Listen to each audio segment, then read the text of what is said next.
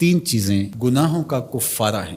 فَإِسْبَاغُ الْوُضُوءِ فِي الصَّبَرَاتِ، جھاڑے میں ٹھنڈے موسم میں پورا وضو کرنا ہے، مکمل اہتمام کے ساتھ وضو کرنا موسم سرما میں، یہ گناہوں کو مٹا ڈالتا ہے۔ اور دوسری چیز ارشاد فرمائی وَإِنْتِظَارُ الصَّلَاةِ بَعْدَ الصَّلَاةِ، ایک نماز کے بعد دوسری نماز کا انتظار کرنے بیٹھ جانا، کہ عصر پڑھ لیا مغرب پڑھ کے جائیں گے، مغرب پڑھی اب عشاء پڑھ کے جائیں گے، تو ایک نماز کے بعد دوسری نماز کا انتظار۔ حضرت عبداللہ ابن عباس رضی اللہ تعالیٰ عنہ فرماتے ہیں کہ حضور فرماتے ہیں کہ میں نے اپنے رب کی زیارت کی۔ حضرت عبداللہ ابن عباس فرماتے ہیں کہ میرا گمان ہے کہ یہ حضور کسی خواب کی کہانی سنا رہے ہیں۔ تو ارشاد فرمایا کہ جب میں نے اپنے رب کی زیارت کی تو میرے رب نے مجھے کہا کہ یہ فرشتے جو ملائے اعلیٰ میں بحث کر رہے ہیں یہ کس امر میں گفتگو کر رہے ہیں، فرشتے کسی معاملے میں تکرار کر رہے تھے، تو ان کی گفتگو کس عنوان سے ہے؟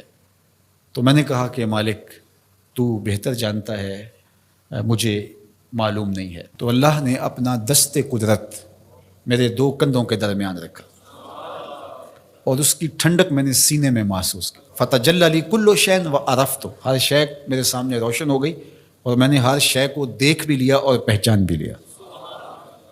تو پھر میرے رب نے کہا کہ اب بتاؤ، تو ظاہر ہے اس کا دست قدرت میرے دو کندھوں کے درمیان آیا اور ہر شے میرے سامنے آ گئی۔ تو میں نے عرض کی یا اللہ یہ کفارات اور دراجات کے بارے میں آپس میں بحث کر رہے ہیں، اور وہ کفارات کیا ہے؟ المکث فی المساجد بعد الصلاۃ، نماز کے بعد مسجدوں میں رک جانا کہ دوسری نماز پڑھ کے جائیں گے۔ اس پر فرشتے ملائے اعلیٰ میں، عالم بالا میں بیٹھ کے گفتگو کر رہے ہیں۔ اللہ اکبر، یہ کتنا بڑا عمل ہے کہ جس پر فرشتے کہہ رہے ہیں بلے بلے، کیسے وہ لوگ ہیں جو ایک نماز کے بعد دوسری نماز کے لیے رک جاتے ہیں۔ اور ایک حدیث پاک میں آتا ہے صحیح بخاری میں، 7 اشخاص ایسے ہیں قیامت کے دن کڑکتی دھوپ میں جب کوئی سایہ نہیں ہوگا اللہ انہیں اپنے عرش کا ٹھنڈا سایہ عطا فرمائے۔